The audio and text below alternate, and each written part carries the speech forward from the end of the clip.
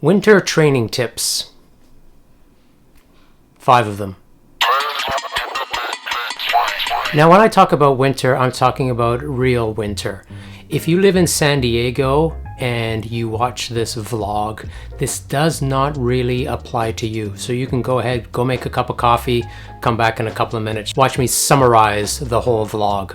If you live in Canada, Sweden, Finland, Norway, northern states of the United States, anywhere that has real winter, Russia, some of my Russian viewers, hello. Yeah, so this vlog is really catered towards those whose roads are covered in snow, who experience extreme cold temperatures basically from December through to March, and have an aversion to spending extended periods of time outside. Now, I know there are some of you who totally embrace winter. Kudos to you. Congratulations. That's not me. That's not us. Linda and I do not do that. We've tried it. I've tried snowboarding, nearly broke the body. So yeah, what this vlog this week is about is my winter training plan, and basically what are the 5 tips that I can convey to you that have certainly assisted me over the years in maintaining a modicum of fitness, which I built up through the course of the summer and have then managed to maintain through the winter through basically mimicking this plan and tips that I'm going to share with you today. So these are some of the tips that I've used to get me through those long winter days. So yeah, hopefully you find some of these tips useful. Let me know. So let me tell you a little bit about Ottawa. I live in Ottawa. This is where I live.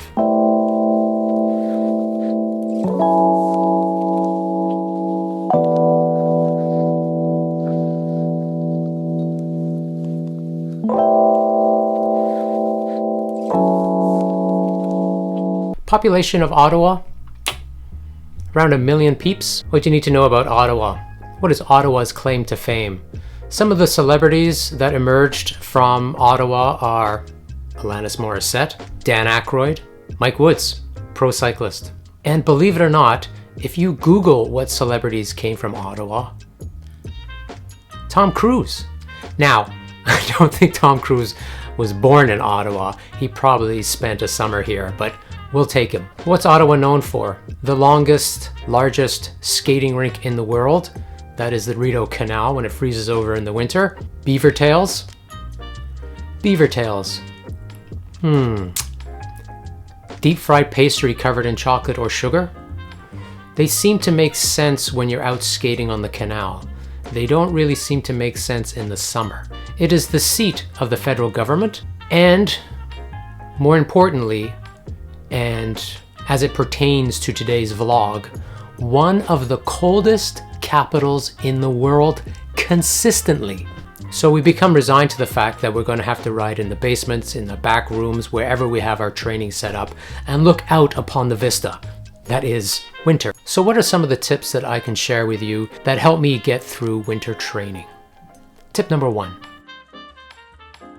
Don't go too hard too soon, people. I talked about this in an earlier vlog. What I've done in the past is signed up for Trainer Road, picked a program for, I don't know, pick one, FTP Builder, and gone really hard trying to hold on to all that power that I've accrued over the summer months through very enjoyable rides. And I've found that A, they're very difficult. B, it's very hard to maintain that power when you're riding in the basement. And C, it strips you of any type of enjoyment that you can get, and you start to hate the thought of riding in the basement, and you hate the thought of doing these programs. So don't go too hard too soon.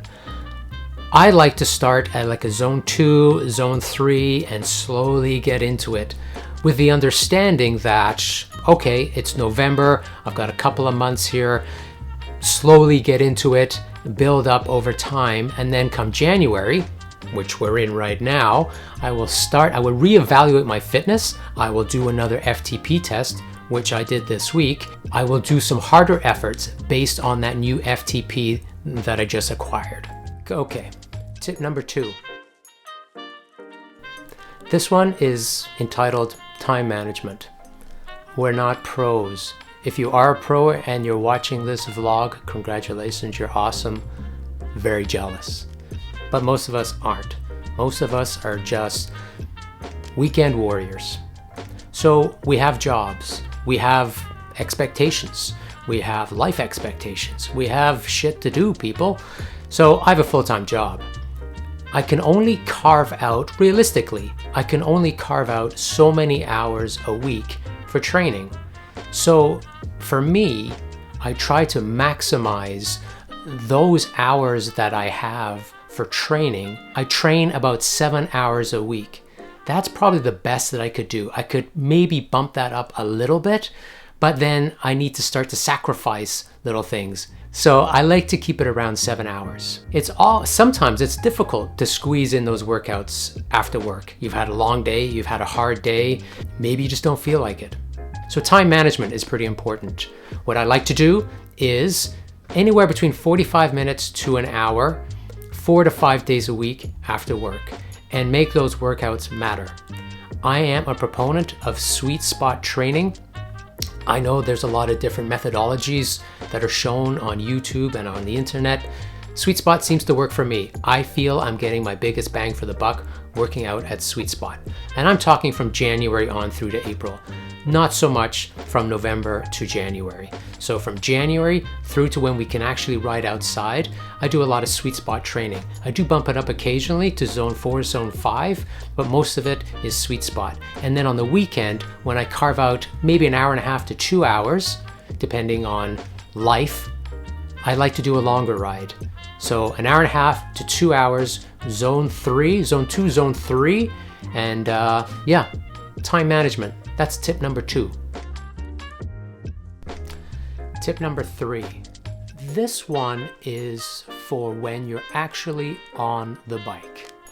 Now, remember, you're on that bike, stuck in that position from anywhere from 30 minutes to 2 hours. Heck, I have friends who have ridden 5 hours on a stationary trainer. My tip number 3 is, please, for the love of God, do yourself a favor and stand up periodically. So please remind yourself that every 20 minutes or so, stand up. It does you the world of good. Not only does it alleviate some of the pressure on the undercarriage, but it also changes your position on the bike, utilizes different muscles, and allows you to also stretch that back out a little bit. Remember, riding in the basement stuck on a stationary trainer is not the same as riding outside for the same amount of time.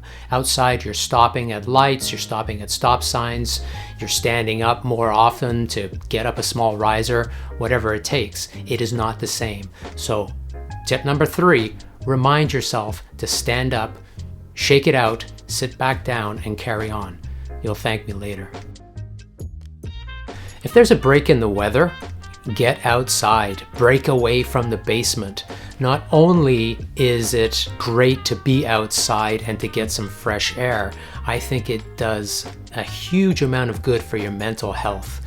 It's a lot to chew on knowing that you're going to be stuck in the basement riding your bike, trying to optimize your training for at least 6 months, 5-6 months. It's a lot. Back it off a little bit, be safe, be smart.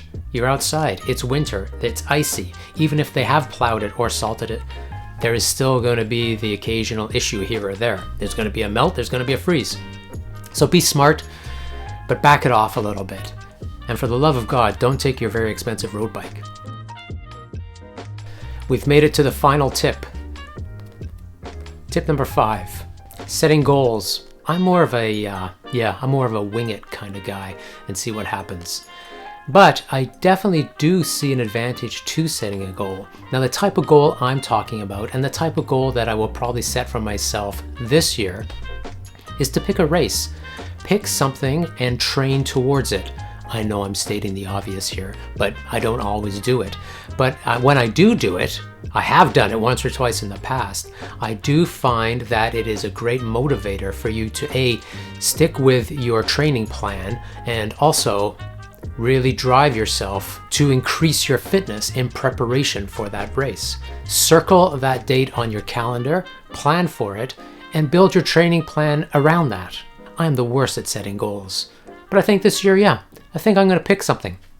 I'll pick that Fondo, and I'll pick 1 or 2 gravel races as well. Let the fun begin. Hopefully you can get something out of the vlog and found those tips useful. Enjoy the rest of your week and enjoy your weekend. We will regroup. Take care.